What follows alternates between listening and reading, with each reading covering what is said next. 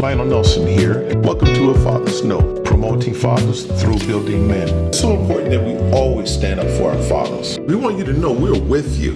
We're standing behind you 110%. Let me ask you this here. We talk about that, you being, as I tell you, this is what I said about you. Because when I was thinking, okay, what topic I wanted to be of this tonight's broadcast.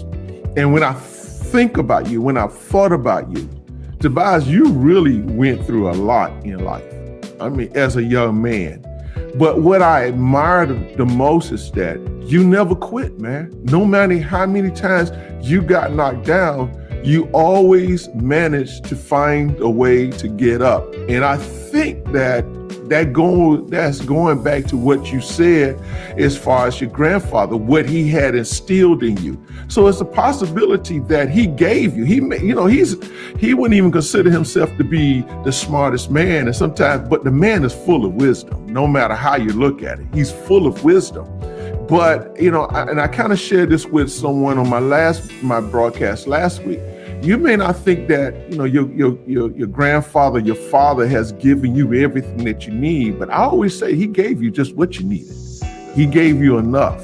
And I think that's what has happened in your lifetime. So I'm going to ask this question anyway, and you may have already answered, but you as a young man, as I stated, you experienced so much in life, but what has been the driving force behind you?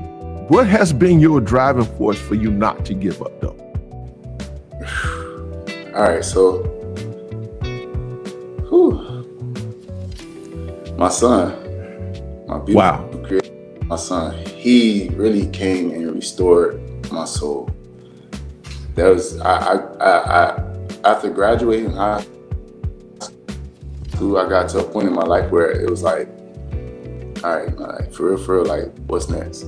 I know I can do all things through Christ Jesus that strengthens me, but I'm really weak. But I go to the next point in life without something that's gonna fill this void. And the only thing I was creating my own seed. And that was like the most beautiful thing for me. Wow. Yeah, man. That young man loves you, man. That young man loves you. So give us one of your most memorable moments with him, Mr. Tez. Give one of your most memorable moments, man. I'm sure you got a whole lot of them, but give us just one. Here's the most memorable moment, right? So, I was playing flag football with your son, Etoro, right? So, particular Thursday, we was leaving the field, and we had one great game. It was a lot of energy left on the field. And my son, as I walked off the field, he was like, it's the first time he ever said these words to me. He was like, "Dad, I want to be just like you, man. I love you, Dad. I want to be just like you."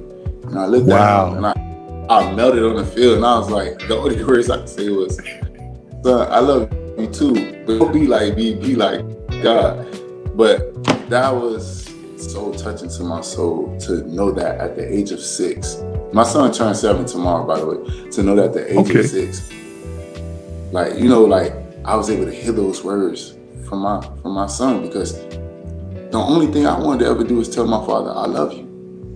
So to feel that, I was like, man, this is great. This is good. I'm on the right path. And then a lot of times I question myself, like, am I doing the right thing with my child as a father? Because like you apologized earlier, I don't have that mentorship in my family as far as leading and guiding me with my children. Like, for real, like I know I didn't ask y'all to help me bring my kids in this world, but at the same time, like, hey, I'm walking this like taking the same footsteps that y'all take.